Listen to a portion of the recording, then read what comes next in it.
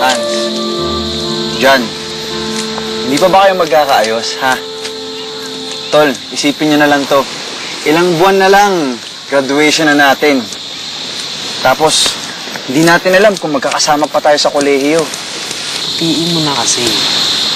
Ano? Ano?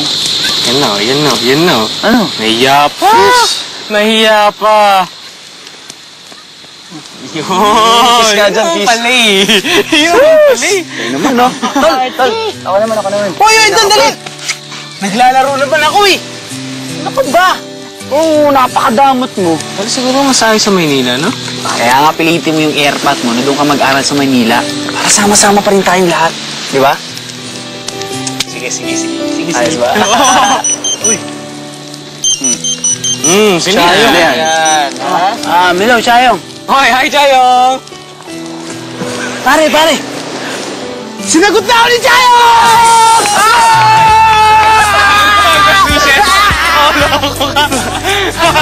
Chayong! Suspicious! Guys!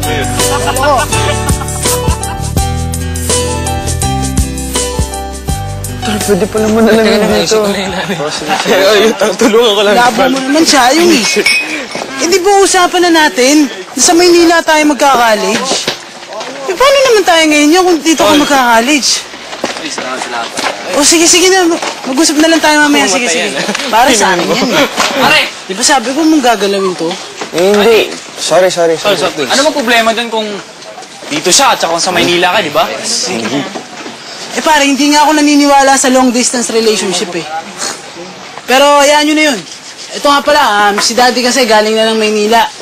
Nag-inquire na. Okay. Kailangan natin dalhin yung diploma natin, grades, tsaka magpa-medical check-up.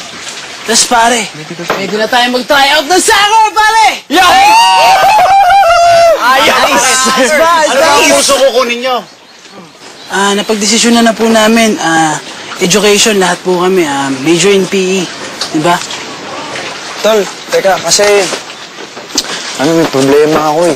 Baka magbago yung plano. Kasi sa bahay, pinipilit ako ni Kuya na mag-aral doon sa university niya. Alam mo naman yung pinakikinggan niya sa bahay eh, di ba? Pare, kahit na di ba, napag-desisyon na natin to. Oo, yun nga eh, di ba? Napag-usapan na natin to. Anong magagawa ko eh? Pero pare... Tol, nakikinig lang ako sa magulang ko. Pero pare, hindi mo dapat... Oo, tama na. Nagkakainitan na kayo eh. Randy, hayaan mo lang si Troy. Baka naman yun ang plano ng mga magulang niya para sa kanya. Hindi natin kontrolado yun. Tay, kasi kasama rin po ako sa plano ng barkada. Bakit?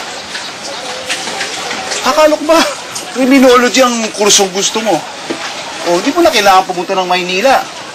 Wala naman pong magiging problema sa titiran. Tsaka sa pagkain naman po, di ba? Kahit maghati-hati tayo. Tulang po namin siya.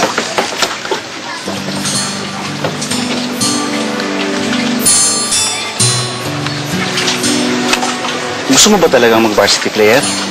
Opo, Tay, kasi pangarap po talaga namin yun simula nung bata pa.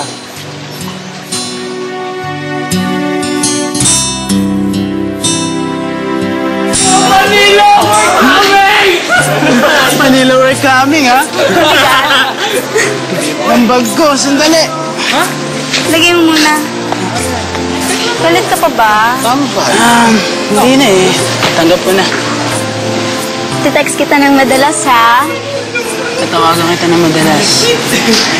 Mag-iingat ka sa Maynila, ha? Pagbalik ko dito, varsity player na ako. Huwag kang titingin sa iba, ha? Good morning, Chayong. Pipilingan namin yan. Baliw. Basta, Sige. ha? Ish! Hop na. Ingat ka. Sige. Ingat kayo, ha? Alis na ako. Bye. Ingat.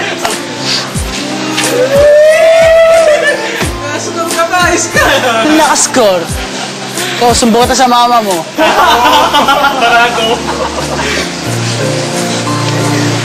Tol, pwede ba akong makitira sa inyo? Pinayagan ako ni tatay.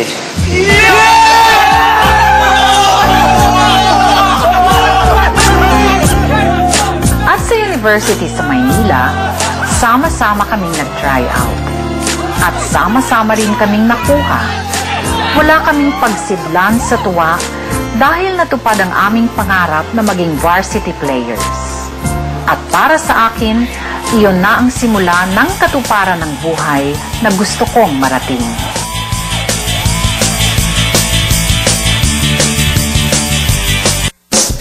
Pagkasama ang pamilya o katambay ang barkada,